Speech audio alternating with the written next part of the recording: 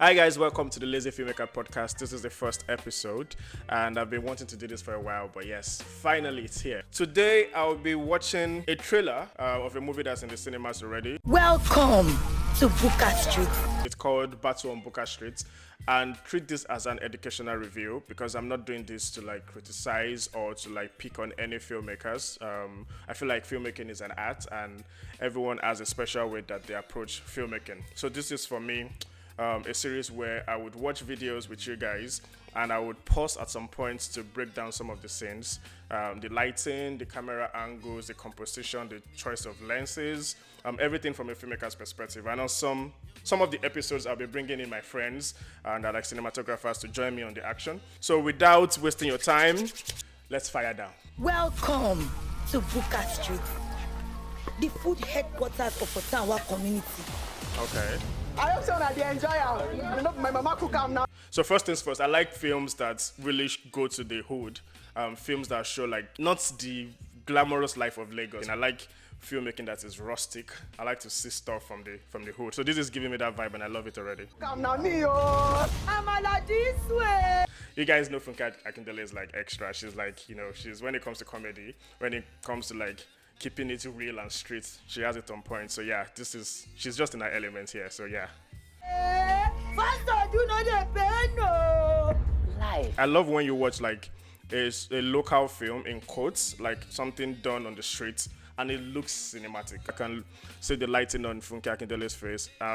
It's very soft. The lighting is great. The lighting composition from people behind her, and for the fact that she's under the sun and she's still well lit. The lighting is balanced across, the foreground, the background. Nobody is falling into the dark. I can imagine this is probably an overcast day.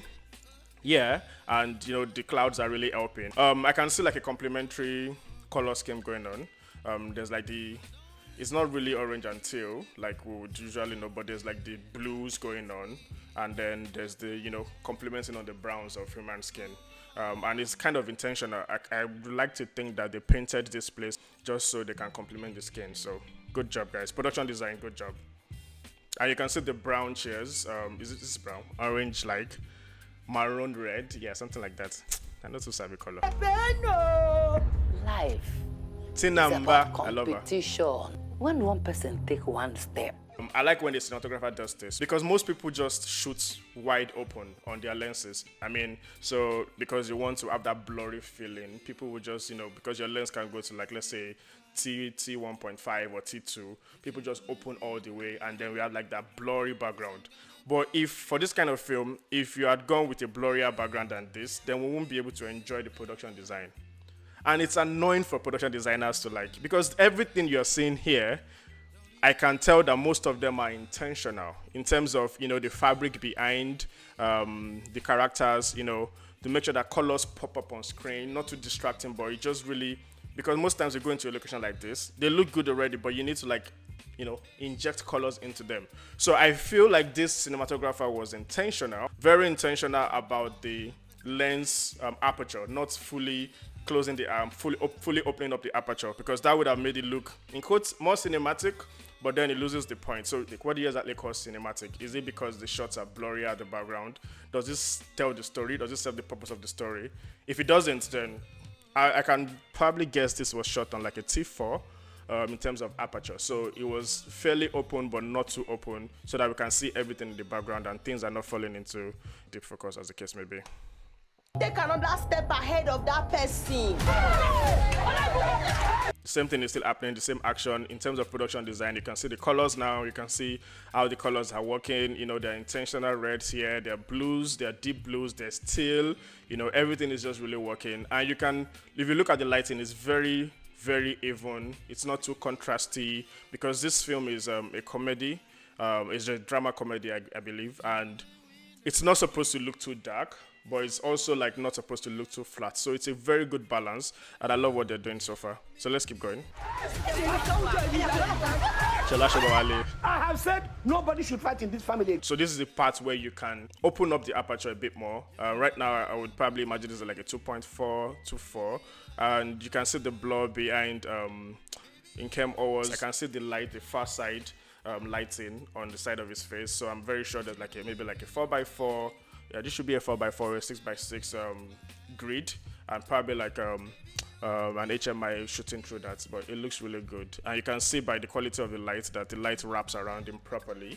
The ratio of the fill to the key is very proportional. It's not just, sometimes you light and you make the space fall into the shadows, but you can see that there's a bounce filling back in on this other side of the face just to keep the ratio close enough and not too dark. So this is good. Good job. This family again, and I mean every word of it. Okay, so this is one thing I wanted to point out. Most Nollywood films, I don't know why we always have a club scene or a dance scene in our films. I feel like it's becoming very... I mean, this looks like a normal street concert, so it works. It makes sense. Yeah. I'm a gifted. Yeah, so this lighting is coming from down, from under his face. You can see it's looking like a lower light. I can imagine that the cinematographer was trying to emulate like a lamp. Yeah, maybe like a table lamp. We didn't see it in this frame, but I want to believe that in the proper scene, you probably see like a wide shot that shows where the lamp is. So that's why the source of light is coming from down. Then there's like a top light action going on, which is lighting this side of his face. So yeah, I think that's how they lit this scene. It looks good, by the way. I still like the fact that the ratios are well balanced. It's not too dark in the background. Everything looks lifted, and it just looks like comedy. This is where it should sit. This is where comedy should sit normally. Singer who has to bury his talent because I have nowhere to showcase it. If you call your team better, you start from there. Our father killed a man. I didn't do anything. I'm a bad person. Production design is on point here too. You can see that there's foreground elements, there's stuff hanging down. So guys, go into a location, even if it looks rough and rugged already, think of how you can help the camera to have more depth, because here, imagine they didn't have this thing dangling here, they have stuff pushed in the corner of the shot, it just looks flat, but this is well composed. You can see the gallons at the end. The cinematographer shot into the L of the room, which is something that I really love to do, because if we had shot this way instead, then shoot them against the flat wall, it would have looked quite boring, not as interesting.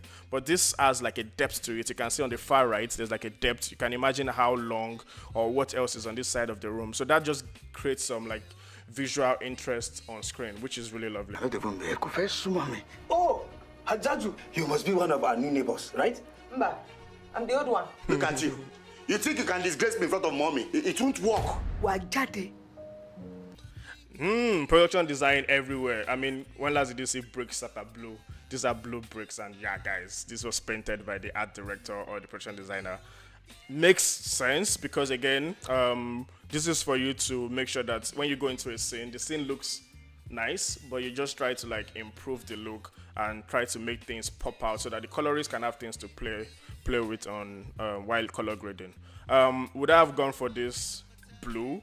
Maybe no, personally, if I was on this production. Why? Because I just feel like it looks new. Everything looks new. Like it looks like it was painted for this film.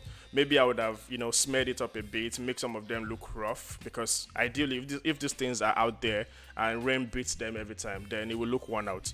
Some of them look worn out, yeah. So for me, maybe I would have just dumbed it down a bit, or maybe in post try to dumb it down a bit, because in a way, my eyes are looking at those colors because they're just very much there, and I should be looking at the action. So, yeah, but this is a pretty nice composition. There's a lot of colors going on, but that's fine for comedy. So, yeah. Why see? This is a lovely shot. Beautiful composition. See, you will go spiritual. I'm ready for them, eh?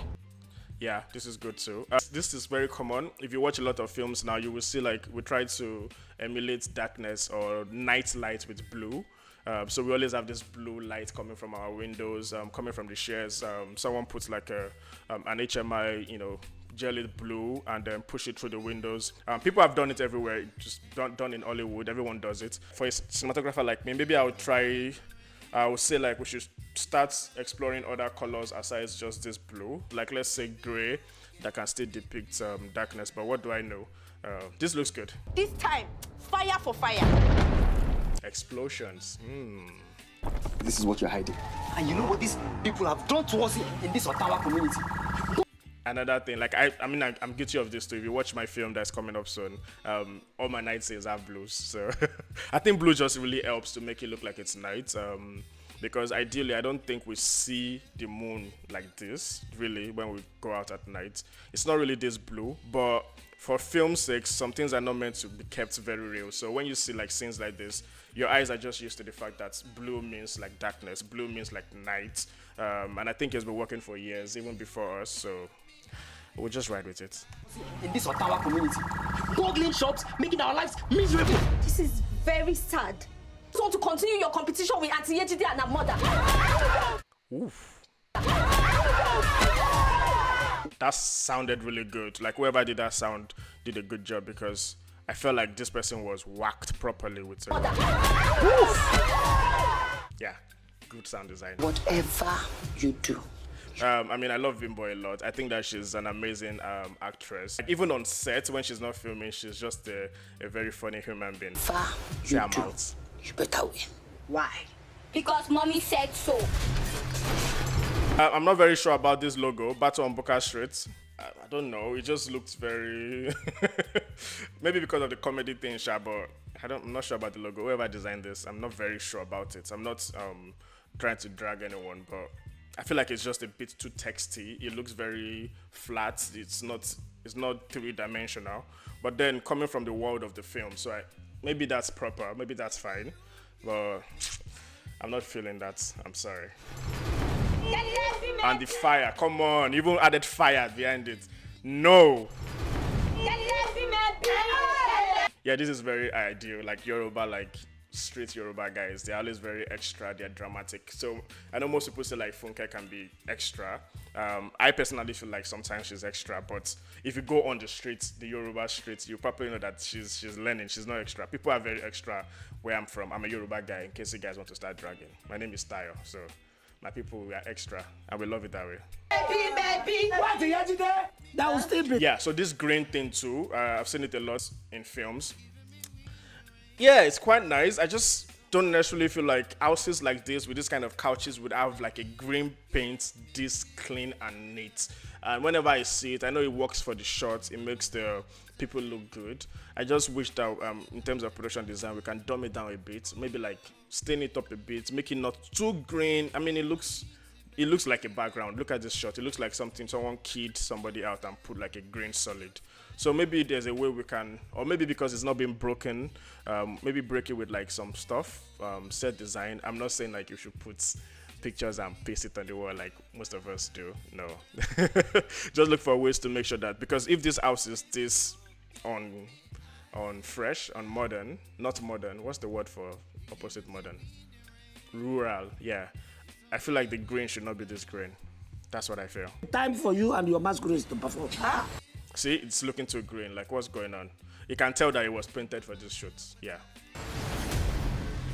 I'm not feeling this text action. Like, what is this flair behind this thing? This is 2022. This was done in 2022. Like, no to text like this for cinema films. No.